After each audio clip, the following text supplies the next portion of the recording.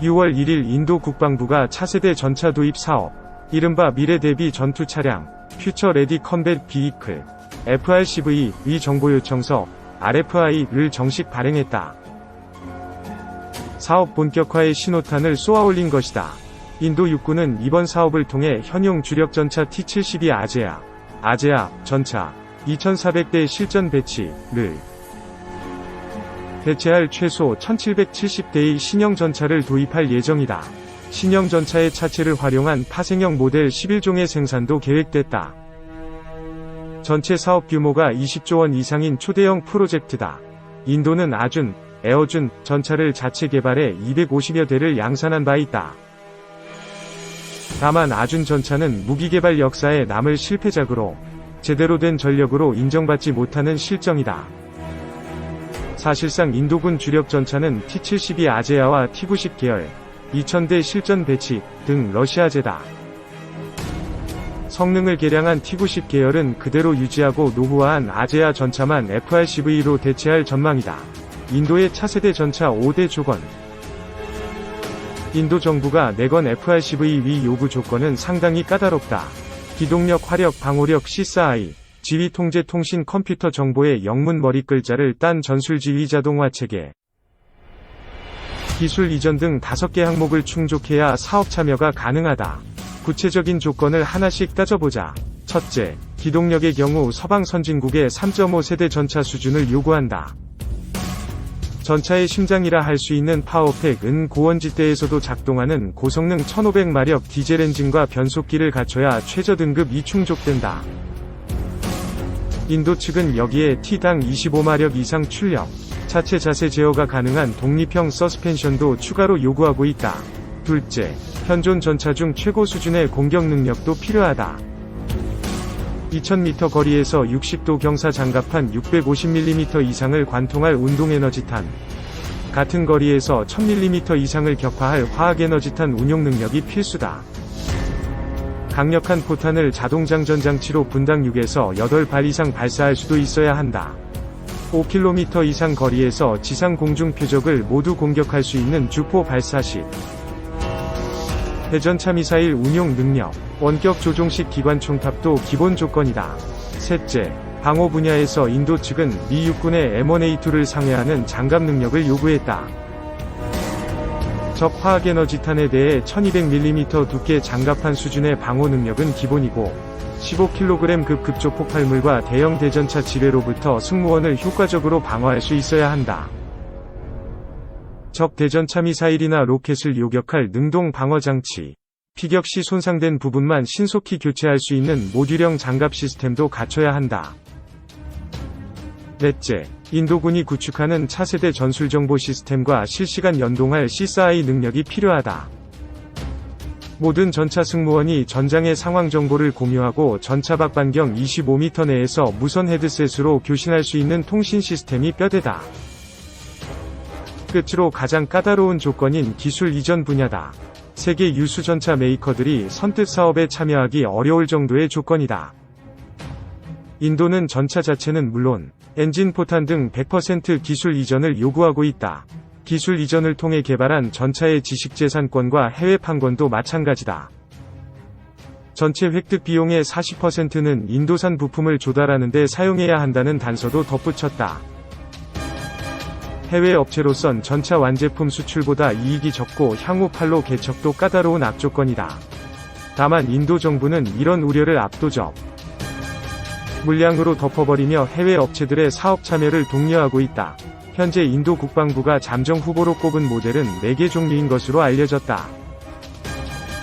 각각 전통적으로 인도와 깊은 협력관계를 유지하는 러시아의 차세대 전차 T-14 아마타. 최근 인도와 원자력 추진 잠수함 공동 생산까지 논의할 정도로 가까워진 프랑스의 AMX-56 르클러크, 우크라이나의 T-84 오플로뎀, 그리고 대한민국 현대로템이 생산한 K2 흑표 개량형이다. 러시아와 우크라이나 조기 탈락, 인도는 일찌감치 T-14 전차를 FRCV 사업 대상으로 점찍었다. 다만 개발국 러시아가 최근 사실상 사업 참여를 포기하면서 후보군에서 가장 먼저 탈락할 분위기다. 당초 러시아 육군은 2020년까지 T-14 2300대를 도입하겠다며 호언장담했으나 주포부터 포탑, 동력 개통에 이르기까지 온갖 품질 문제가 터졌다. 현 상황에선 대량 양산조차 불투명한 골칫덩이 T-14를 인도가 떠안을 이유는 없는 듯하다.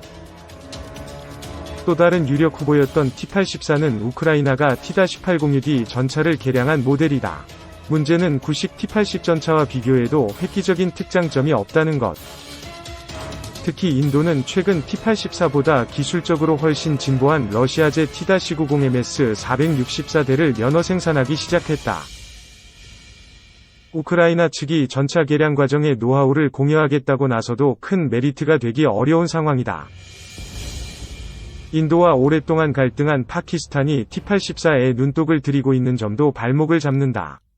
파키스탄이 최근 T-84의 원형인 T-806D를 대량 도입한 것. 파키스탄 육군참모총장이 우크라이나를 직접 방문해 T-84 도입 논의를 진행하기도 했다. 인도군의 도입 검토 대상에서 T-84가 제외됐다는 관측이 나오고 있다. 이처럼 유력 주자들이 낙마하며 이번 FRCV 사업은 프랑스 AMX-56과 한국산 K2 흡표의 2파전이 될 전망이다. 한국과 프랑스는 나렌드라 모디 인도 총리의 핵심 시책인 메이크 인 인디아, 인도 국내 제조업 강화 정책에 부응해 기술 이전에 가장 적극적인 나라다. 양국 전차의 성능도 준수하다. 그렇다면 AMX-56과 K2 흡표 중 어느 쪽 성능이 더 뛰어날까? 두 모델 모두 3.5세대 전차에 속하지만 1990년대 초반 등장한 AMX-56과 2014년 한국군에 실전 배치된 K2는 같은 세대라고 부르기 민망할 정도의 성능 격차를 보인다. AMX-56은 3.5세대 전차 시대를 개막해 엄청난 기술 혁신을 몰고 온 명작이긴 하다.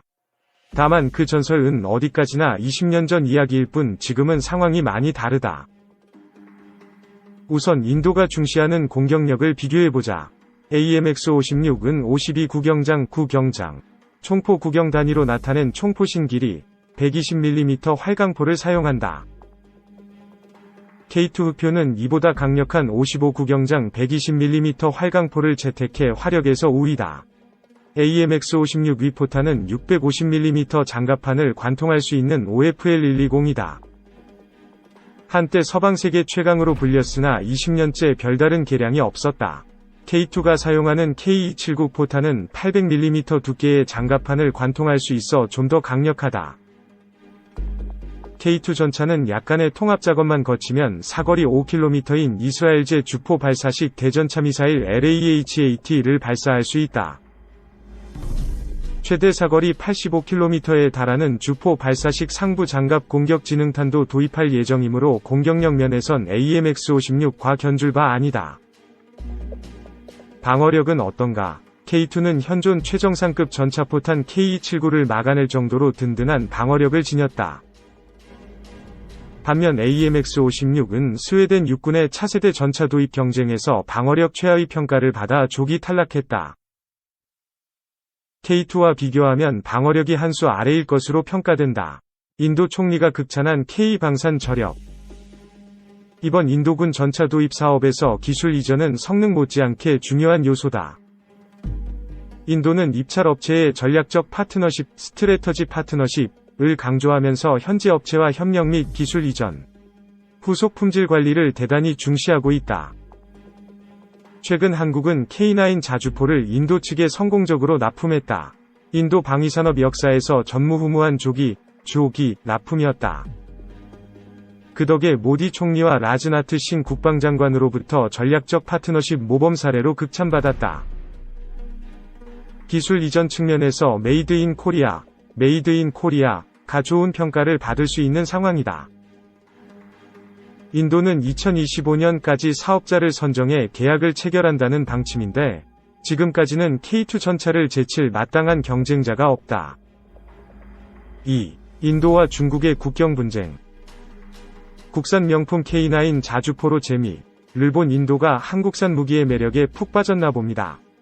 한국 차세대 3.5세대 전차 K2 흡표를 2000대를 수입한다고 하니 중국 신화통신은 인도는 왜 낡은 한국산 K2 흑표전차 수주하냐며 K2 흑표전차보다 중국산 99식 전차가 훨씬 우수하다며 발끈하면서 전한다. 다른 중국 언론들도 한국 K2 흑표전차에 대해 성능이 떨어진다며 비아냥댄다. 중국과 국경 분쟁 중인 인도가 성능 떨어지는 K2 흑표전차를 도입하면 니네 좋잖아.